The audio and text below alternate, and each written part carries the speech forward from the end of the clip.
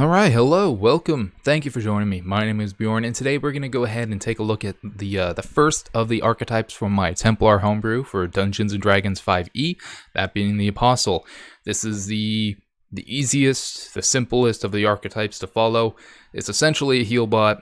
It emphasizes the use of your sacrificial right ability, buffs it quite a bit, and gives you more uses of it. Yeah, it's very... I wanted there to be at least one simple archetype, mostly because, I bring in a lot of new players, and if they happen to see that I'm working with some of my own homebrew stuff, maybe it'll interest them, it'll spike their interest in some way, and, here's that. Maybe this is something that they could go about playing. I'm considering buffing it in certain ways, but it feels pretty nice at the same time with how it is. We'll see, though. So let's go ahead and jump into it. So, Path of the Apostle. A Templar following the path of an Apostle may find themselves on a mission of mercy, or to grant guidance to the people where a cleric cannot be, or to perhaps help aid the wounded on the front lines of a war. Their compassion and the tenets of their deity is what guides them. Cleric, easy peasy. Not quite like a cleric. Clerics have a bit more variety because it's a whole class on its own, but very, very priest-like. Maybe not as powerful in some regards for healing because clerics on just a baseline have more spell slots and more spell levels, but that will be fixed upon later with gaining more levels in this archetype. So starting at second level, they gain their ability called Sanctuary.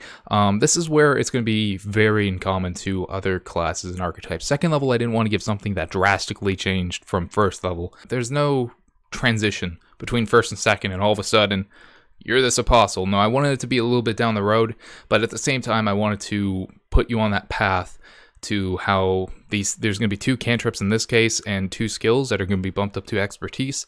Those are going to help you start role-playing and getting into that character more, whereas in, here we gain the Guidance and Spare the Dying cantrips. So Guidance is extraordinarily useful, and Spare the Dying is also going to be extraordinarily useful for this class. As well, in addition, you gain proficiency in the Medicine and Religion skills. If you don't already have it, your proficiency bonus is doubled for any ability checks you make that use either of those proficiencies. So what is this? This is pretty much just taken straight up of the Scout, I believe, for the Rogue archetype, where they gain both Nature and Survival if they didn't have that as a proficiency, and then it's automatically bumped up into an Expertise.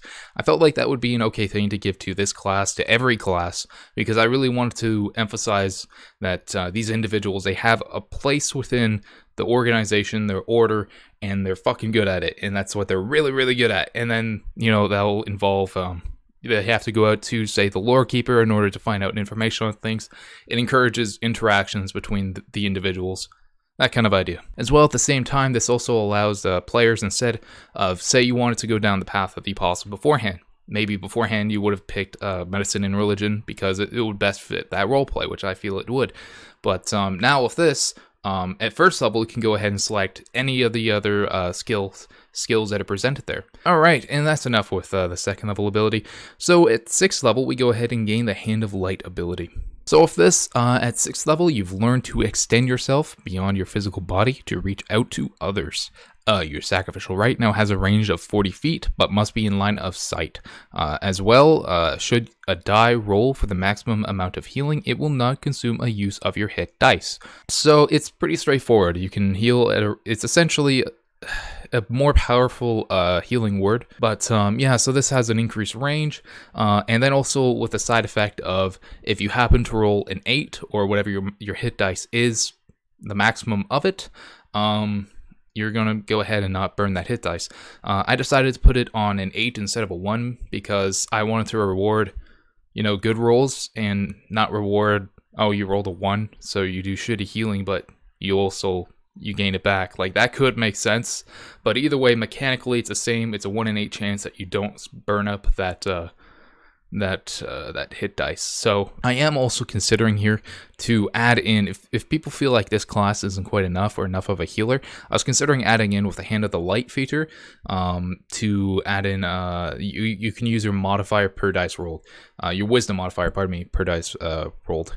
But at the same time, I feel like that would be really, really powerful for 6th level, because a lot of people can have a wisdom modifier +4 or even +5 by 6th level easily. So the idea that each die they're rolling now adds that bonus of +4, +5, that's a lot. And then with the other abilities that you'll gain down the road with this, it becomes even more, especially once you get up to like level 20 and you have Bulwark of the Faithful. So it's kind of an interesting point of balancing, because if I add that modifier in there, it automatically just becomes an extraordinarily powerful ability. Like normal Cure Wounds, you get to roll set dice depending on the spell level that you do, and then you add your modifier once. So I'm considering that maybe you can add your modifier once to it. That's another way that we could go about, but yeah, I'd like some feedback on that. Alright, now moving on, we go ahead and go into Absolution. At 10th level, you found some small fragment of inner peace, resolving you of whatever it may have been holding you onto the material plane. Your hit dice pool now increases by 2 times whatever your level is. Example given, 10th level means 20 d8s, 14th level means 28 d8s. So, times whatever your total level is, that's what you get for your hit dice. It's pretty big.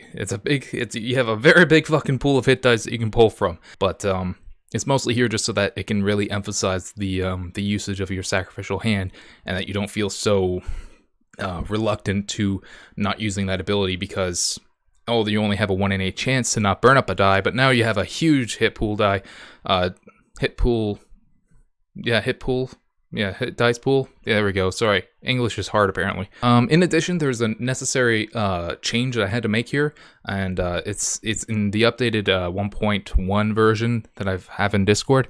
Before I didn't have this in here. In addition, whenever you make a meditative restitution check, the wisdom check will now equal DC equals 8 plus half the total hit dice used, rounded down. So before, it was still, the meditative restitution check was the same.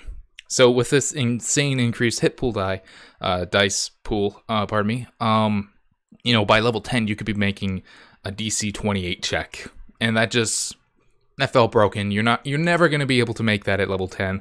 I want it to be at least half the severity of it. That way it stays in level and progresses with you. It's technically a little bit better than the baseline meditative restitution check, because we're rounding down from half. So if you happen to be in that half area, instead of rounding up, you're rounding down. So it's slightly a bit better than what the normal meditative restitution check would be, but it's just there to keep balance so that you're able to actually make those meditative restitution checks, instead of at level 20 you've expend all 40 die. Now all of a sudden you have to make a wisdom check equal to 48. That's not gonna ever happen. All right, and then moving down on, we go to Sephirim. I'm not sure if I'm saying that right, but at level 14, our deity has heard our prayers and witnessed our deeds and has granted us the boon of flight. Once per day, as an action, you can activate a form of wings appropriate to your deity. These last for 1 minute. You gain a flight speed equal to your walking speed. If you already have a flight speed, it is increased by 15 feet.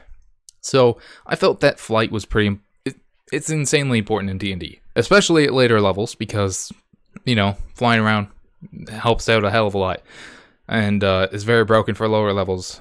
But this also, I wanted to reward players who happen to already have a flight speed, maybe in ASMR or in Arakoa. That way they gain a little bit more, bang for their buck, and that this 14th level ability is still worth a little bit.